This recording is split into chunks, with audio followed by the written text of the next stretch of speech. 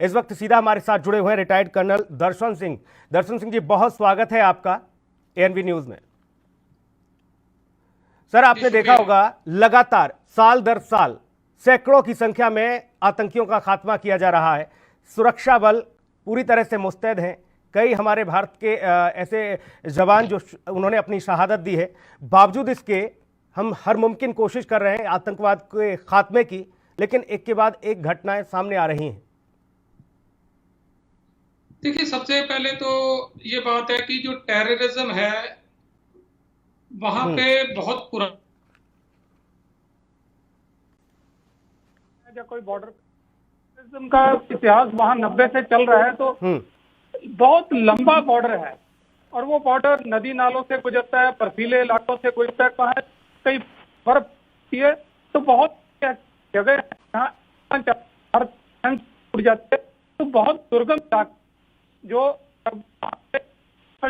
थोड़ी हो सकती। दूसरा जो सबसे बड़ा काम है, जो कारण है कि ये जो टेररिज्म है कोई इंटरनल टेररिज्म नहीं है, ये एक पूरे कंट्री द्वारा स्पॉन्सर टेररिज्म है।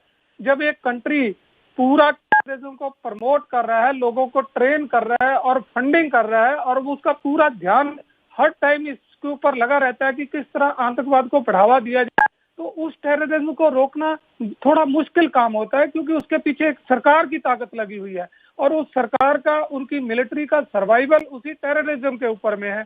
अगर टेररिज्म खत्म होता है, पाकिस्तान आर्मी के पास, आईएसआई के पास कोई काम बचता नहीं है कि जिसके ऊपर में वो काम करे। तो इसलिए ये दो चीजें हैं जिसके कारण थोड़ी बहुत घटनाएं चलती रहेंगी। और पहले भी ऐसा हुआ है, कुछ देर जो मिलिटेंट है जब छुप जाते हैं तो अपने आप को रीऑर्गेनाइज करने में लगाते हैं।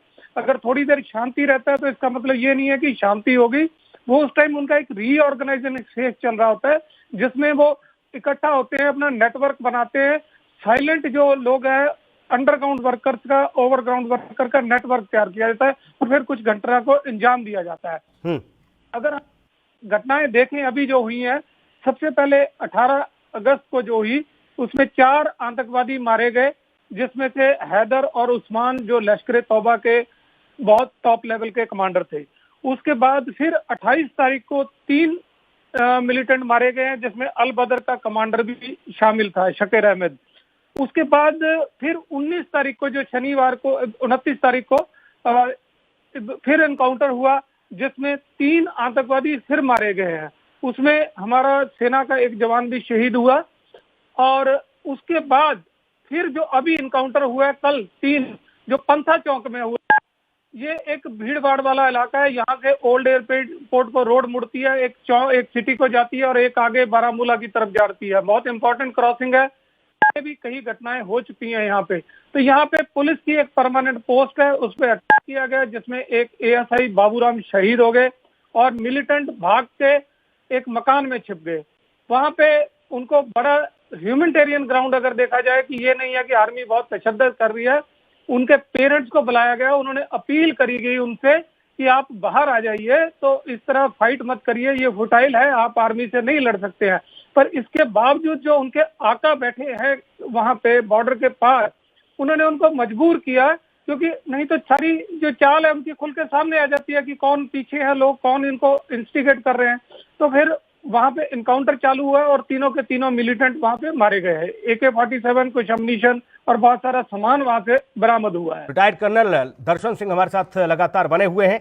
कर्नल साहब, जैसा कि आपने बताया, लेकिन मैं ये समझना चाह रहा हूं कि आखिर इस तरह की प्रॉब्लम्स, इस तरह की जो परेशानियां हैं, वो कब तक फेस करनी होगी आम लोगों को भी, क्योंकि अब तक जितनी भी 2 से 3 साल का आंकड़ा देख लिया जाए तो स्थानीय नागरिकों की भी इन आतंकी हमलों में जान गई है।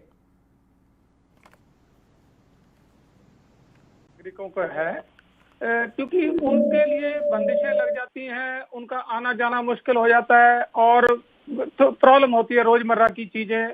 ऑलरेडी वहां पे जो कोविड के कारण चीजें रिस्ट्रिक्टेड हैं, मार्केट कम खुलती हैं, और ऊपर से अगर आतंक का साया हो तो बड़ी लाइफ उनकी टफ हो जाती है, इसमें कोई शक नहीं है। पर टेररिस्टों का तो यही एम है, वो तो लोगों की नाक में दम करना चाहते हैं, उन्हें कोई लोकल लोगों से लगाव नहीं है, उनकी तकलीफों से उन्हें कोई लेना देना नहीं है।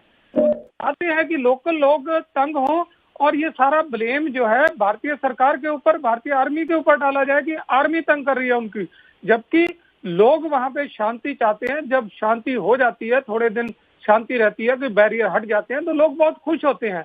तो इससे जो टेररिस्ट हैं और उनके आका जो बाहर बैठे हैं वो बड़े पर्टर्ड हो जाते हैं और उनको फिर प्रेशर होता है कोई ना कोई घटना करने के लिए। अब ये बड़ी घटनाएं तो कर नहीं पा रहे हैं। इसी तरह अभी पंथा चौक जो एक मेन क्रॉसिंग है जहाँ से एयरपोर्ट को एक रोड मुड़ती है, एक सिटी को जाती है और एक बारामूला को चली जाती है, तो उस जगह पे उन्होंने जो पुलिस पार्टी है उस पर हमला किया। तो ऐसा हमला करना कोई बहादुरी का काम नहीं होता, क्योंकि पुलिस की पोस्ट बहुत जगह लगी हुई है श्रीनगर में, तो कहीं से भी घात लगा के हमला किया जा सकता है। तो ये कोई बहादुरी का काम नहीं है, पर एक ये सिरफिरा एक्शन है पब्लिसिटी के लिए। उसके बाद वो एक मकान में छिप गए, मकान को घेर लिया गया। देखिए ह्यूमैनिटेरियन ग्राउंड अगर देखा जाए तो उनके पेरेंट्स को बुलाया, क्योंकि ये पैम्पोर के ही रहने वाले हैं जो टेररिस्ट मारे गए हैं आज, तो उनसे अपील करी गई, बड़े उनके मदर ने भावुक तरीके से अपील करी कि आप बाहर आ जाइए। पर जो उनके आका वहां बैठे हैं, जो मिनट बाय मिनट डायरेक्शन देते हैं, वो नहीं चाहते कि वो कोई सरेंडर हो जाए ताकि उनकी जो चेन है आगे खुले, और वो तो चाहते हैं कि ये लोग मारे जाए इनकाउंटर में। तो उसी तरह से वो बाहर नहीं आए, तो फाइनली जब इनकाउंटर चालू हुआ तो तीनों को वहां मार गिराया। एक एएसआई बाबूराम जो स्टेट पुलिस का था वो भी शहीद हो गए हैं। तो बहुत बढ़िया कोऑर्डिनेटेड ऑपरेशन किया, उन्होंने किसी को भी निकलने नहीं दिया। तो ये पिछले 4-5 दिन में जो घटनाएं हुई हैं ये काफी सिग्निफिकेंट है, क्योंकि एक जगह तो आर्मी कॉर्डन एंड सर्च चला रही है, एक जगह। सवाल आपसे भी वही कि हमने कई बड़ी घटनाओं को देखा, देश ने देखा, तमाम देश के ऐसे जवान जिन्होंने अपनी शहादत दी, लेकिन और कितनी अभी सीख की जरूरत है, कहाँ इस तरह की कमी रह रही है और क्या कुछ विशेष करना होगा ताकि इस तरह की घटनाओं को रोका जा सके? देखिए विशेष तो जो ऑलरेडी आर्मी, सीआरपीएफ और जो स्टेट पुलिस है उनके पास पावर हैं, वो कर रहे हैं। तो ऐसी छुटपुट घटनाएं जो ये है कर्नल साहब, ये सवाल इसलिए भी बनता है क्योंकि कोरोना काल चल रहा है, ऐसे में लोगों को घर से निकलने तक के लिए शायद मनाही की गई है। अपने अपने स्तर पर राज्य सरकारें जो है कोविड को लेकर चिंतित हैं, लेकिन 3 बंदे आते हैं, बाइक पर बैठ के आते हैं, वो बाकायदा AK-47 से धुआंधार एक के बाद एक नाके पर जहां पुलिस चेकिंग करती है, सीआरपीएफ के जवान होते हैं, उन पर फायरिंग शुरू कर देते हैं। तो ये बड़ी चूक ही मानी जाएगी, बड़ी लापरवाही मानी जाएगी।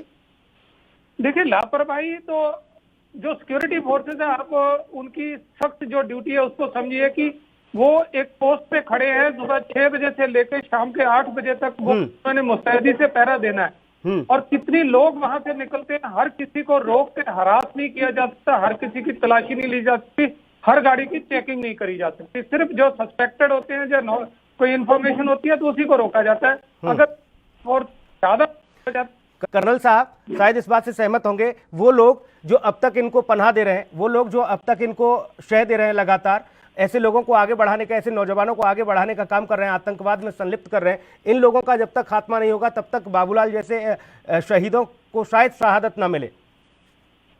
जी हाँ, बिल्कुल दोस्त बात है। कोई भी जो टेररिज्म है सर्वाइव नहीं कर सकता जब तक उसको लोकल सपोर्ट नहीं है। ये फैक्ट है जिसे हम झुठला नहीं सकते, वहां पे लोकल सपोर्ट है। कश्मीर में टेररिज्म तकरीबन 30 साल पुराना है, 90 के दशक में आया, तो इतनी जल्दी हम उसको बिल्कुल खत्म नहीं कर सकते। खासकर जब एक देश पूरा उसके पीछे लगा है, उसको प्रमोट करने में, पूरी फंडिंग करने में, वहां से ट्रेन करने में, साथ ही साथ जो गलतियां हुई हैं पॉलिटिकल गेन लेने के लिए, कई बार मैं कहना चाहूंगा उस पर कि कई बार ऐसी मिस्टेक्स हुई हैं कि जैसे नाके पे अगर सिक्योरिटी फोर्सेज ने किसी को रोका, वो नहीं रुका और गोली चली, और उसके बाद इंक्वायरियां हुई, उनको पनिशमेंट दी गई। फिर ये कहा गया पैलेट गन नहीं चलाएंगे। देखिए अगर आर्मी वहां पे हथियारों से नहीं लड़ेगी तो दूसरे के पास AK-47 है, अगर आप किसी तरह से रेस्ट्रिक्ट करेंगे, ऐसी बीच में दौर आया है कि जब सिक्योरिटी फोर्सेस के हाथ बांध दिए गए हैं, तो ऐसी चीजों से फिर उनको बल मिलता है, तो वो चीजें अवॉइड करनी पड़ेगी। हालांकि अब 370 खत्म हो गई है, तो हम उम्मीद करते हैं कि पॉलिसी अभी क्लियर कट होगी, क्योंकि अभी सेंटर और स्टेट के बीच में कोई तालमेल वाली जो कमी है वो अब नहीं है, पहले जरूर थी इस चीज पे। क्योंकि जम्मू कश्मीर के असेंबली के अंदर पाकिस्तान जिंदाबाद के नारे लगे हैं, इससे ज्यादा शर्मनाक क्या होगा पॉलिटिशियनों के लिए। ये चीजें कश्मीर में होती रही हैं, ये फैक्ट है। तो अब शायद वो कविंद्र गुप्ता जी, इस तरीके की चीजें तो शायद ना हो। आप हमारे साथ जुड़े, बहुत शुक्रिया कविंद्र गुप्ता जी। कर्नल साहब लगातार हमारे साथ बने हुए हैं। कर्नल साहब, बात पूरी करिए आप अपनी। तो जब ऐसी चीजें एक जैसे हुर्रियत, उनका रोल हम सस्पेक्टेड है, वो भारत से सारी फंडिंग लेते हैं, भारत से सिक्योरिटी लेते हैं और भारत के खिलाफ ही लगातार बोलते हैं। और उनके जो रिलेटिव हैं, कोई पाकिस्तान में है, कोई बाहर है, दूसरे स्टेट में रिश्तेदार हैं, अपने बच्चे वो बाहर भेजते हैं और दूसरों के बच्चों को जिहाद के लिए प्रमोट करते हैं। तो एक दोहरा चेहरा जो धीरे धीरे लोकलों को समझ आ रहा है। कई जगह पे मुखालफत हुई है इनके विचारों की, पर फिर भी क्योंकि अभी सबसे बड़ी जो प्रॉब्लम अभी जो फेल कर रहे हैं कि कोविड के कारण काम धंधे बंद हैं, कोई एम्प्लॉयमेंट नहीं है यूथ के पास में, कुछ भी उनको आउटलेट नहीं मिल रहा है।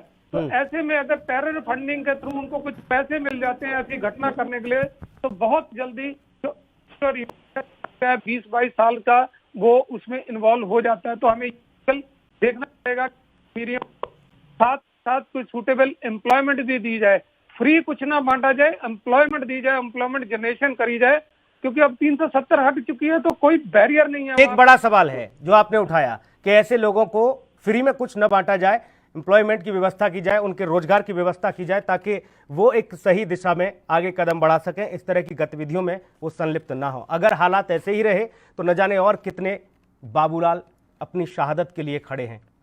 बहुत शुक्रिया कर्नल साहब, आप हमारे साथ जुड़े, बहुत धन्यवाद आपका। इस विशेष में इतना ही। बाकी खबरों की अपडेट के लिए आप बने रहिए ANB न्यूज के साथ। नमस्कार।